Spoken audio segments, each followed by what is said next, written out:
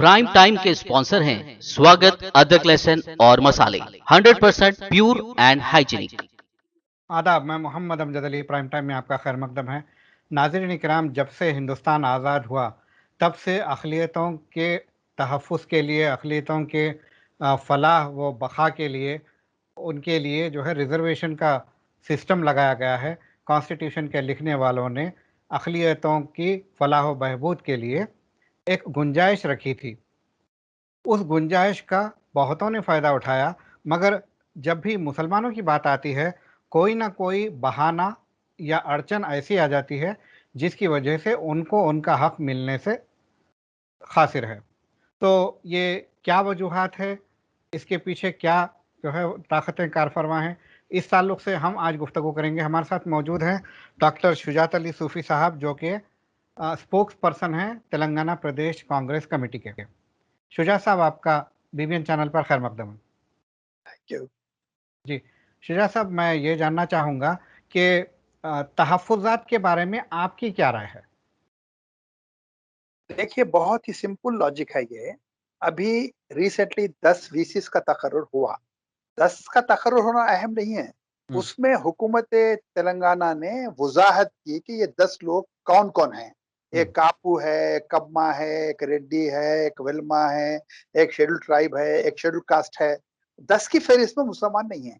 हुँ, जब आप ये कह रहे हैं कि हम सबको रिज़र्वेशन दे रहे हैं, सबका साथ इंसाफ़ कर रहे हैं, तो फिर मुसलमान कैसे उठ गए? हुँ, तो यहाँ पर ये जो हमारे चीफ मिनिस्टर हैं, वो फ़िरक़ा परस्त ताकतों को ये मैसेज देना चाहते हैं कि उनके पास इतनी ताकत है कि वो मुसलमानों की जो है अहमियत को घटा सकते हैं।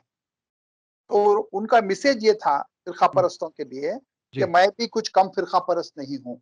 हुँ, हुँ, अगर आपने 3% आबादी वाले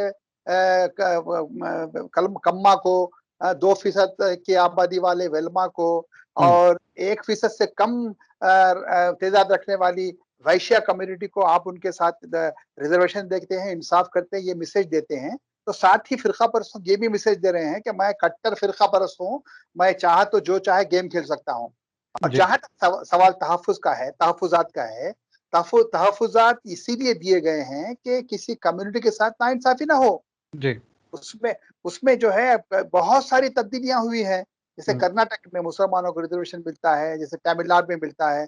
जो हुँ, 50% की जो शर्त थी, उसको क्रॉस कब के वो लोग कर चुके हैं। और हुँ, इस जगह 70% जो है रिज़र्वेशन है, 69% रिज़र्वेशन है। हुँ, तो फिर तेलंगाना में रिज़र्वेशन कानून बनने के बावजूद नहीं मिलता है, तो साफ-साफ ये मैसेज देना चाहते हैं वो भारतीय जनता पार्टी को कि मैं भी कुछ कम नहीं हूँ तुम लोगों से। जी, वरना 7 साल का अरसा गुज़र जाने के बावजूद, कानून बन जाने के बावजूद, हुँ, आप है अभी तक ऑर्डर क्यों नहीं निकाले? हुँ, कौन-सी ताकत आपको रोक रही है? हो सकता है कि आप जो है फ़िरक़ा परस्त जो लोग हैं गिने-चुने, उनको खुश करना चाह रहे होंगे, मुसलमानों की कॉस्ट पे। भाई, हुँ, मुसलमानों ने आपसे गुज़ारिश तो नहीं की थी कि तहफ़्फ़ुज़ात दें। आप ही ने बड़ी जो है डेंग मारी और बोला कि जो है 12% रिज़र्वेशन दूँगा। हुँ, मैनिफेस्टो में आपने लिखा, लोगों ने उसको एक्सेप्ट किया। अक्सरियत के लोगों ने भी एक्सेप्ट किया ना। जब जब आप किसी पार्टी को वोट देते हैं, तो वोट किस बुनियाद पे देते हैं आप? हुँ, आप वोट देते हैं उनके मैनिफेस्टो की बुनियाद पर। तो जी, मैनिफेस्टो को सभी ने कबूल किया और आपको हुकूमत सुपर्द की। और फिर आप हुकूमत बनाने के बाद रिज़र्वेशन का कानून भी आप असेंबली में पास करते हैं। तो कानून के बन जाने के बावजूद ऑर्डर नहीं निकलना, ये नाक़ाबिल फ़हम है। जी, तो रिज़र्वेशन एक एसेंशियलिटी है। हुँ, अभी देखिए, भारतीय जनता पार्टी जो ये कहती रही है कि दस्तूर में मज़हब की बुनियाद पर रिज़र्वेशन नहीं है, हुँ, लेकिन आपने मज़हब की बुनियाद पर रिज़र्वेशन दे दिया 10%। उसमें अपर कास्ट के जो भी हैं, हिंदू हुँ, हों, मुसलमान हों, क्रिश्चियन हों, सबको आपने 10% रिज़र्वेशन दिया है। तो फिर यहाँ पे कौन-सी रुकावट है केसीआर के लिए? हुँ, केसीआर ये कह सकते हैं कि जब आप सेंटर में जो है कानून पास करते हैं, अमेंडमेंट करते हैं दस्तूर में सबको रिज़र्वेशन देने के लिए, जिसमें मज़हब की बुनियाद पर ही आपने काम किया। हुँ, अपर कास्ट यानी मुसलमान जो है अपर कास्ट हैं, हुँ, ब्राह्मण अपर कास्ट हैं और बहुत सारी ज़ातें हैं नॉर्थ में जो अपर कास्ट हैं, तो उनको आपने रिज़र्वेशन दे दिया। दे कर के केसीआर के लिए रास्ता साफ किया है। अब देखना यह है कि केसीआर किस कदर सेकुलर हैं और किस कदर फिरका परस्त हैं। अब इसका जजमेंट उसी वक्त होगा जब ये जी ऑर्डर निकालेंगे। जी। केसीआर ने जब 2014 के इलेक्शन वो लड़ रहे थे, उन्होंने साफ तौर पर कहा था कि मुझे अगर जिताओ तो मैं 4 महीने के अंदर 12% रिजर्वेशन पर तमिलनाडु के तर्ज पर अमल करके दिखाऊंगा। इतना बुलंदबांग दावा होने के बाद आखिर ऐसी क्या बात पेश आ गई जिसकी वजह से उन्होंने ये अब तक नहीं किया है? देखिए, केसीआर जो है चुनाव के सौदागर हैं। वो हर तरह का सौदा करते हैं जीतने के लिए।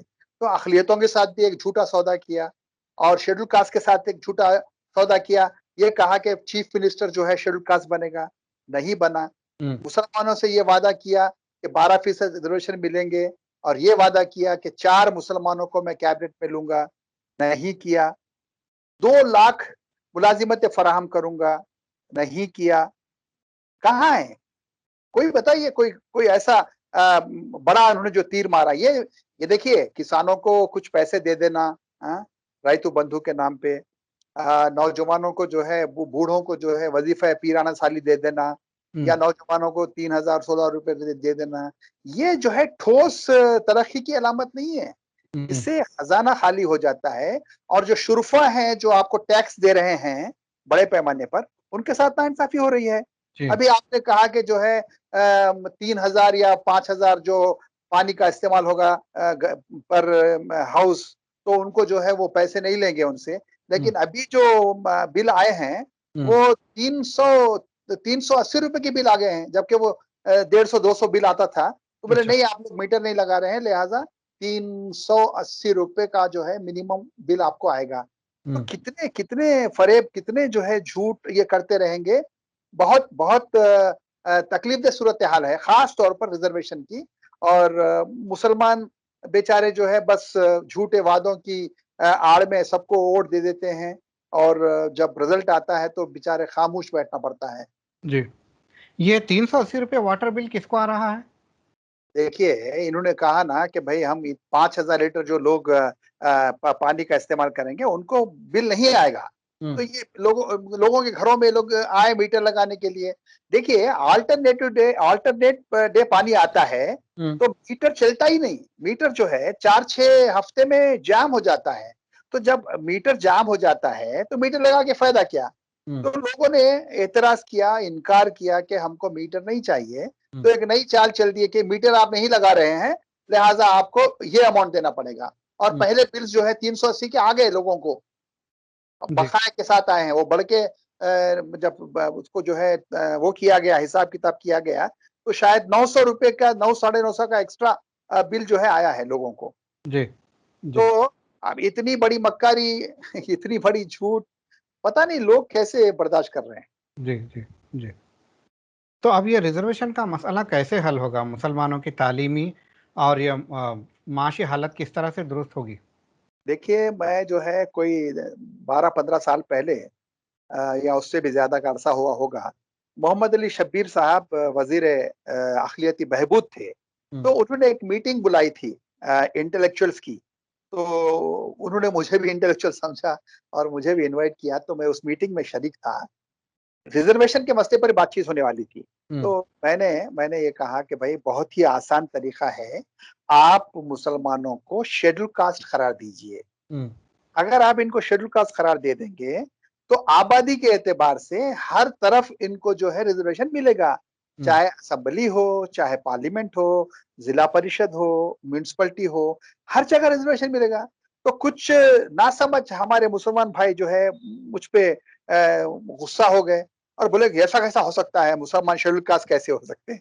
शेड्यूल कास्ट कोई जात नहीं है। शेड्यूल कास्ट का मतलब ये है कि वो तबके, वो फिरके जिनके साथ समाजी इंसाफ नहीं हो रहा है, उनको दस्तूर में रिजर्वेशन देना। शेड्यूल कास्ट कोई जात नहीं है। शेड्यूल कास्ट कैसे बने? वो सारे लोग शेड्यूल कास्ट करार दिए गए जिनके साथ जात की बुनियाद पर नाइंसाफी हो रही थी। तो आप मुझे बताइए, आला जात के लोग जो है जहां पर एससी से नफरत करते हैं, वहीं पर मुसलमान से नफरत करते हैं। सोशल स्टेटस इनको नहीं मिल रहा है। जी समाज में हर तबके का, हर फिरके का एक दबदबा होता है, एक वक़ार होता है। अगर आप उसके विखार को नहीं मान रहे हैं तो रिजर्वेशन देना ही चाहिए। जी तो रिजर्वेशन देने से हिंदुस्तान मजबूत होगा, ताकतवर होगा, जी और कहीं पर भी फिरका परस्ती की तकरीरें नहीं होंगी।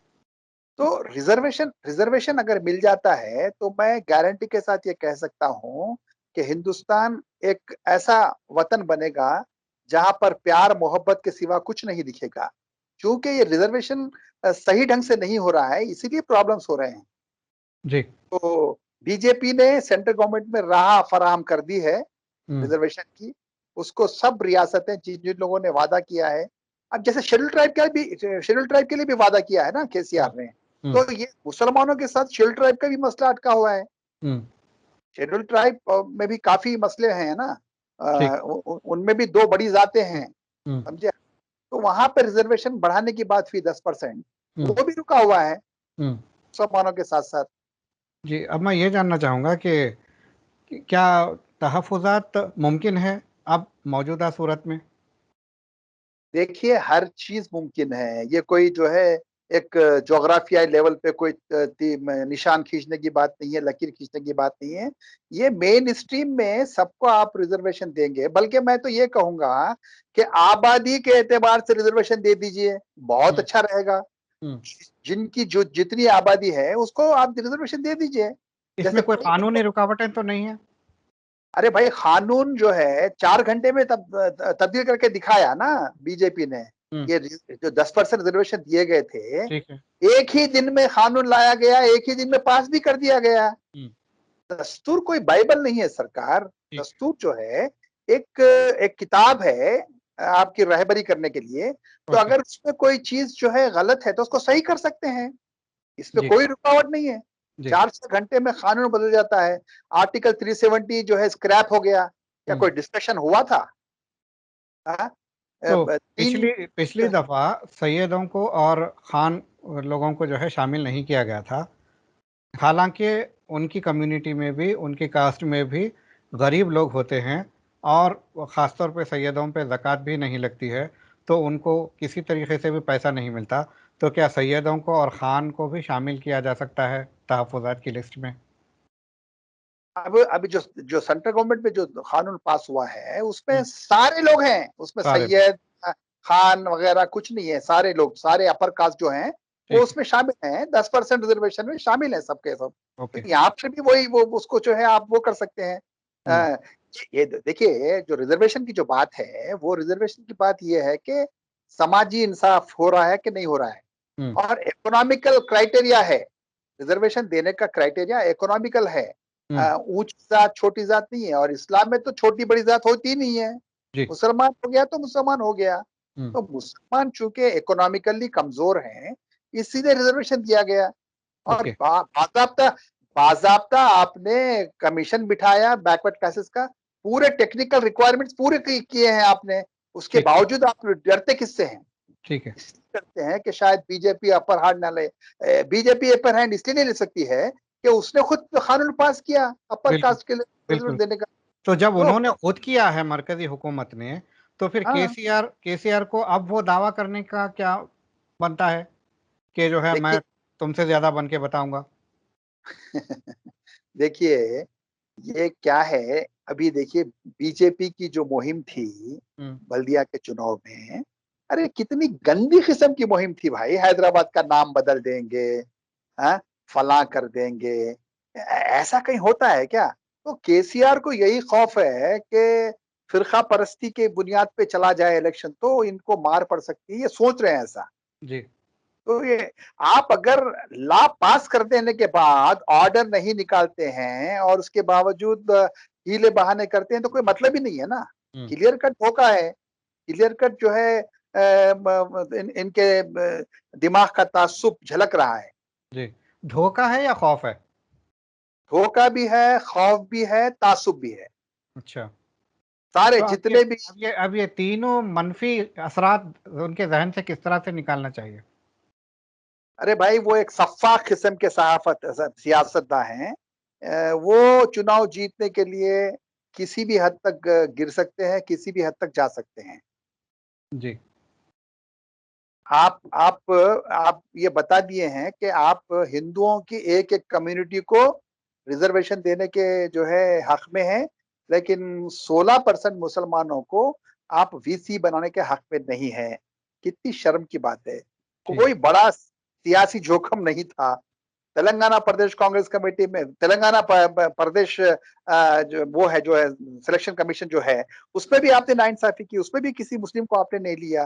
तो क्या पैगाम दे रहे हैं आप ये दे रहे हैं कि हम यूज एंड थ्रो की पॉलिसी पे यकीन रखते हैं। ठीक है, अगर ऐसा है तो देखते हैं आगे आगे जब चुनाव आएंगे तो पता चलेगा कि कैसे वोट मिलते हैं, कैसे वोट डाले जाते हैं, कैसे शिकस्त होती है, उसका तो अंदाजा होगा ना जमहूरियत में। ठीक है, ऐसा नहीं है कि आप जो है हर्फ आखिर हर्फ नहीं है ना, बिल्कुल, हर्फ आखिर नहीं है, आपके बिल्कुल, बाद क्या कोई नहीं आएंगे। तो लोग सब देख रहे हैं, स्टडी कर रहे हैं लोग। जी, ये अच्छी बात नहीं है, बहरहाल कोई ठीक है, अच्छी मिसाल कायम नहीं कर रहे हैं। ठीक है। हमसे बात करने का बेहद शुक्रिया। बहुत तो बहुत नाज़रीन, शुक्रिया अमजद। जी, आपका भी बेहद शुक्रिया। तो नाज़रीन, ये थे जनाब डॉक्टर शुजात अली सूफ़ी साहब। ये हमें बता रहे थे कि किस तरह से मरकज़ी हुकूमत जहाँ पे तवक्को नहीं की जाती थी, उन्होंने बिला लिहाज कास्ट और क्रीड 10% रिजर्वेशन का कानून वो बनाते हैं। तो फिर तेलंगाना रियासत में जबकि इलेक्शन से पहले वादा किया गया था, बारहा कहा गया था कि 4 महीने के अंदर मैं अमल करके दिखाऊंगा। तो अब ये केसीआर के उसमें है, बस में है कि अगर वो करते हैं, वो मुसलमानों के ताल्लुक से क्या सोचते हैं, अब बिल्कुल साफ जाहिर हो जाएगा। देखते हैं आने वाले दिन हमको क्या बताते हैं। हम यही इख्तिताम करते हैं आज के एपिसोड का। अगले एपिसोड तक के लिए हमें दीजिए इजाज़त। शब बखैर।